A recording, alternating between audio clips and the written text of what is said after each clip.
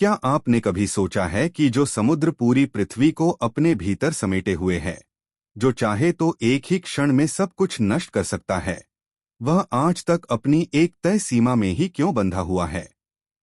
आखिर क्यों उसकी अथाह शक्ति होते हुए भी वह तट को पार नहीं करता? पुराणों में इसका उत्तर छुपा है, और वह उत्तर जुड़ा है माता पार्वती के एक रहस्यमय श्राप से। यह कथा उस समय की है जब कैलाश पर्वत ब्रह्मांडीय ऊर्जा का केंद्र था। भगवान शिव समाधि में लीन रहते थे और माता पार्वती उनके साथ तपस्या और साधना में रत थीं। चारों ओर शांति थी, मौन था, और उस मौन में सृष्टि का संतुलन सांस ले रहा था। उसी समय पृथ्वी पर ऋषि मुनि तप कर रहे थे, देवता अपने अपने कर्तव्यों का पालन कर रहे थे, और प्रकृति अपनी मर्यादा में बह रही थी। लेकिन इसी संतुलन के बीच समुद्र देव के मन में अहंकार जन्म लेने लगा। अपने अथाह विस्तार, अपनी अनंत गहराई और प्रचंड लहरों को देखकर समुद्र देव को लगने लगा कि उनके बिना ये संसार अधूरा है। उन्होंने सोचा कि यदि वे चाहें तो पूरी पृथ्वी को डुबो सकते हैं। धीरे धीरे यह विचार गर्व में बदला और गर्व अहंकार बन गया। समुद्र देव ने अपनी लहरों को उग्र करना शुरू कर दिया।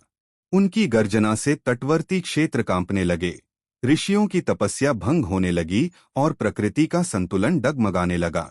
लहरें बार बार मर्यादा तोड़ने का प्रयास करने लगीं। यह अशांति केवल पृथ्वी तक सीमित नहीं रही, इसकी गूंज कैलाश पर्वत तक पहुंचने लगी। ऋषि मुनि अत्यंत चिंतित हो उठे। वे जानते थे कि यदि यह अहंकार यूं ही बढ़ता रहा तो सृष्टि में भारी विनाश हो सकता है। तब सभी ऋषि माता पार्वती की शरण में पहुंचे और उनसे प्रार्थना की कि वे इस बढ़ते अहंकार को रोकें और संसार को संतुलन प्रदान करें। माता पार्वती सब कुछ देख रही थीं। उन्होंने समुद्र देव को बुलाया और अत्यंत शांत स्वर में कहा कि शक्ति होना अधर्म नहीं है, लेकिन शक्ति के साथ विनम्रता और मर्यादा आवश्यक है। उन्होंने समुद्र देव को चेतावनी दी कि वे अपनी उग्रता को नियंत्रित करें, अन्यथा परिणाम भयानक हो सकते हैं।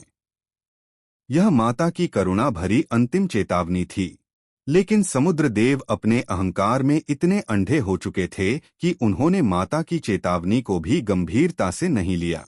उन्हें लगा कि वे स्वयं प्रकृति हैं और उन पर कोई नियंत्रण नहीं कर सकता। यही उनकी सबसे बड़ी भूल बन गई। उन्होंने अपनी लहरों को और अधिक प्रचंड कर दिया, मानो वे स्वयं आदि शक्ति को चुनौती दे रहे हों। अब माता पार्वती का स्वर बदल गया। करुणा के स्थान पर उनके भीतर आदिशक्ति का तेज प्रकट हुआ। कहा जाता है कि उस क्षण आकाश तक कांप उठा, दिशाएं थरथरा उठीं और स्वयं प्रकृति स्थिर हो गई। माता ने समुद्र देव से कहा कि वे सदा अथाह रहेंगे, उनकी गहराई अनंत होगी, उनकी शक्ति बनी रहेगी, लेकिन वे कभी अपनी सीमा पार नहीं कर पाएंगे। उनकी लहरें उठेंगी, वे गरजेंगे, पर अंततः उन्हें अपनी मर्यादा में ही लौटना होगा। यह श्राप किसी विनाश के लिए नहीं था, बल्कि एक नियम था, एक विधान था, जो सृष्टि के संतुलन के लिए आवश्यक था। उसी क्षण से समुद्र अपनी सीमा में बंध गया।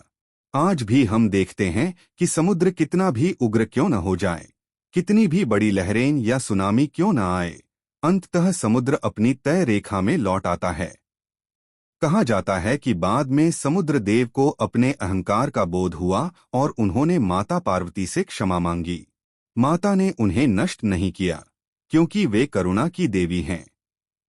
उन्होंने केवल उन्हें मर्यादा का बंधन दिया, ताकि सृष्टि सुरक्षित रह सके।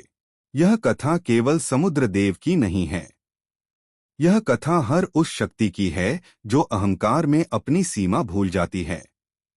पुराण हमें सिखाते हैं कि शक्ति का सही स्वरूप वही है जो मर्यादा में रहे। जो अपनी सीमा भूलता है, उसे प्रकृति स्वयं उसकी सीमा याद दिला देती है। यदि आपको यह पौराणिक रहस्य पसंद आया हो तो वीडियो को लाइक करें, चैनल को सब्सक्राइब करें और कमेंट में बताइए कि आप अगली बार किस देवी या देवता से जुड़ा रहस्य जानना चाहते हैं। जय माता दी।